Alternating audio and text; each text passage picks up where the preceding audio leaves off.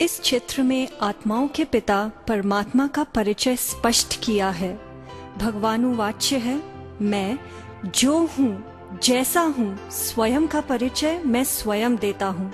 जैसे शरीर की रचना के लिए हमारे लौकिक पिता हैं, वैसे शरीर को चलाने वाली चेतना का पिता एक पारलौकिक चेतना निराकार परम पिता परमात्मा है। यह कोई धर्म, जाति, भाषा में सीमित नहीं है। जन्म मरण रहित ज्योति बिंदु परमात्मा हम बच्चों को सद्बुद्धि प्रदान कर अच्छे कर्म करने की शक्ति भरते हैं और हमें सुख शांति का वर्षा देते हैं। परमात्मा सर्व का पिता कैसे है, अगले चित्र में देखते हैं। निराकार परमात्मा का स्मृति चिन्ह ज्योतिर्लिंग के रूप में भारत के कोने कोने में पूजा जाता है। रावण पर युद्ध करने से पूर्व श्री राम ने परमात्मा से शक्ति प्राप्त की। अमर आत्मा का ज्ञान सुनाने वाले परमात्मा को पूजने भक्त बर्फीले स्थान अमरनाथ पर जाते हैं। विश्व रचयिता परमात्मा का यादगार विश्वनाथ में है। सोमनाथ भारत का सबसे पहला व पुराना मंदिर।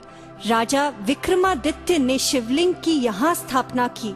पशुपतिनाथ नेपाल में शिवलिंग की पूजा करते हैं और जापान में शिवलिंग के आकार का चीन कौन सेकी, जिसे 3 फीट के स्टैंड पर रखकर ध्यान करते हैं। हमारे मुसलमान भाई कहते हैं अल्लाह एक नूर है, तो नूर अर्थात प्रकाश। हमारे क्रिश्चियन भाई कहते हैं गॉड इज लाइट, तो लाइट अर्थात प्रकाश। गुरु नानक जी कहते हैं एक ओमकार सतनाम, अर्थात एक आत्मा जो सदैव सत्य स्वरूप में स्थित है, जन्म मरण से रहित है। हमारे सभी धर्म स्थापकों ने उंगली ऊपर दिखाई। भगवान एक है, भगवान ऊपर रहता है। निराकार परमात्मा कैसे सुख शांति का वर्षा देते हैं, अगले चित्र में दिखाते हैं। परमात्मा का स्मृति चिन्ह शिवलिंग पर 3 लकीरें की जाती हैं। यह परमात्मा के 3 दिव्य कर्तव्य का प्रतीक है।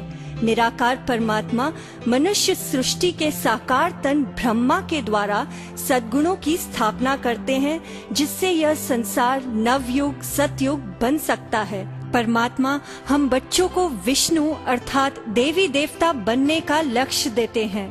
अच्छे संस्कारों की पालना से हम इस लक्ष्य को प्राप्त कर सकते हैं, जिसके लिए भगवान ज्ञान योग सिखाते हैं।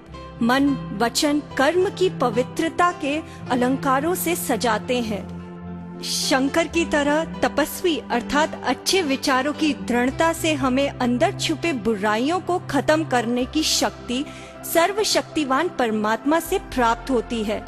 इन्हीं 3 कर्तव्यों के कारण परमात्मा को गॉड कहते हैं, अर्थात जनरेटर, ऑपरेटर, डिस्ट्रॉयर। निराकार परमात्मा और शंकर में क्या अंतर है, आगे देखेंगे।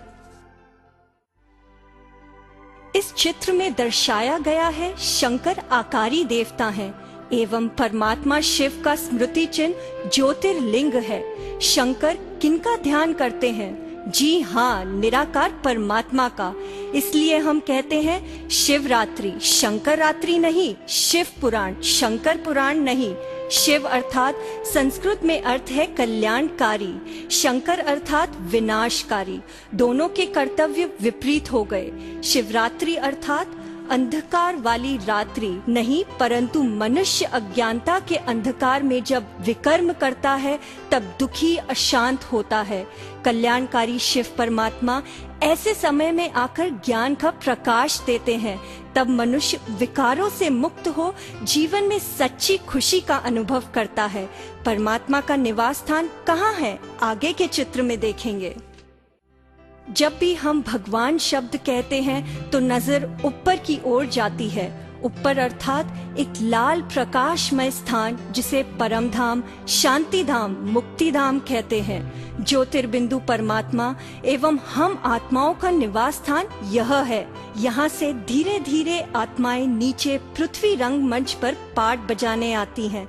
बीच में है सूक्ष्म लोक, यहाँ ब्रह्मा विष्णु शंकर निवास करते हैं। समय प्रति समय आत्माएं जन्म लेती हैं। एक बार पृथ्वी रंगमंच पर पाठ बजाने के बाद कर्मों के चक्र में फंसी आत्मा बीच से वापस छूट जा नहीं सकती। मूल वतन शांतिधाम होने से आत्मा को शांति अति प्रिय है। कितना समय हमें पृथ्वी के एक चक्र में पाठ बजाना है, आइए आगे के चित्र में देखते हैं। इस चित्र में दिखाया गया है मनुष्य की असली वास्तविक पहचान क्या है। यह शरीर एक हड्डी मांस का पुतला है, इस पर चमड़ी लगी है, यह जड़ है। यह है एक चैतन्य सत्ता आत्मा, यह सूक्ष्म सितारा है। आत्मा और शरीर के मिलने से जीव आत्मा बनता है। जैसे गाड़ी में ड्राइवर है, वैसे शरीर में आत्मा है। आत्मा मन से विचार करती है, बुद्धि से निर्णय करती है, संस्कार वश कर्म करती है।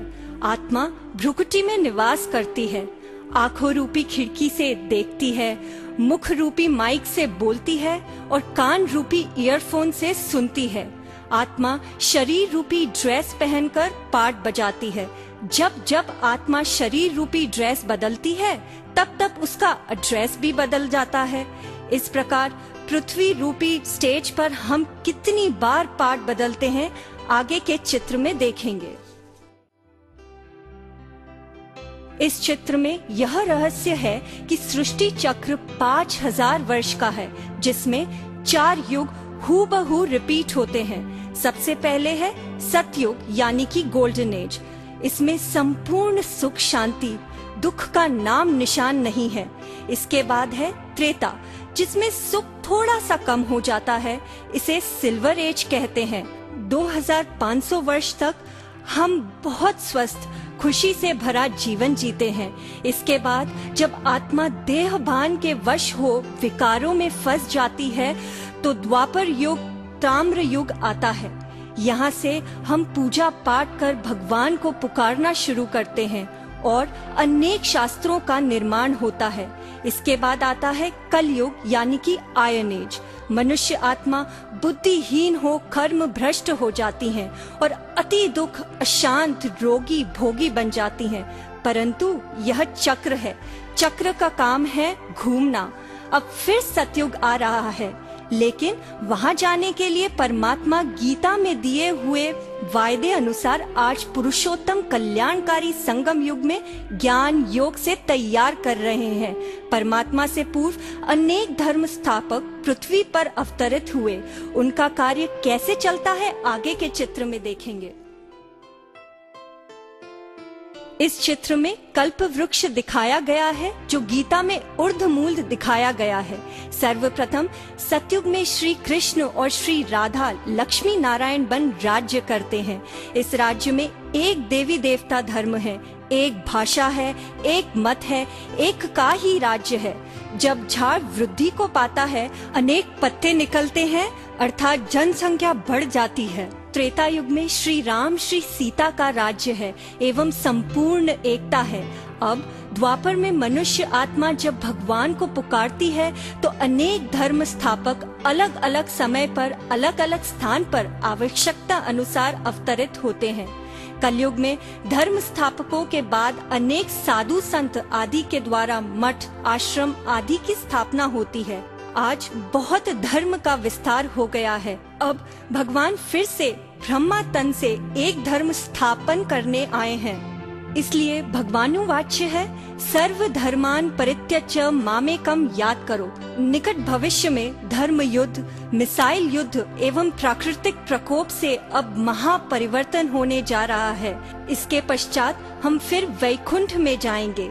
हर युग में कितने जन्म लेंगे, आगे के चित्र में देखेंगे। इस चित्र में मनुष्य आत्मा के साथ भारत के उत्थान और पतन की कहानी दर्शाई गई है।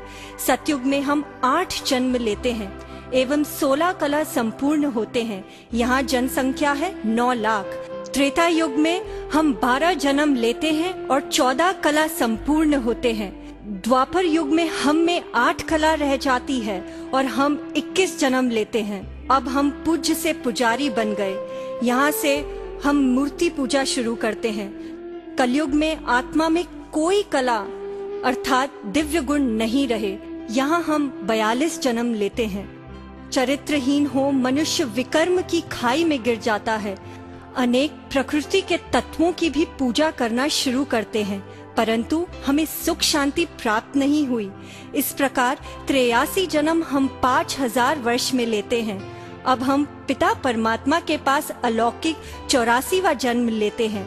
दिव्य गुणों को फिर से जीवन में लाने का अभ्यास करते हैं। अंत में हम अमर आत्माएं घर जाएंगी, फिर आएंगे सतयुग में। गीता में वर्णित राजयोग क्या है, अगले चित्र में दिखाते हैं। इस चित्र में दिखाया गया है सर्वशक्तिवान परमात्मा की याद, ध्यान और योग या मन के मिलन से हम आत्माओं में शक्ति का संचार होता है।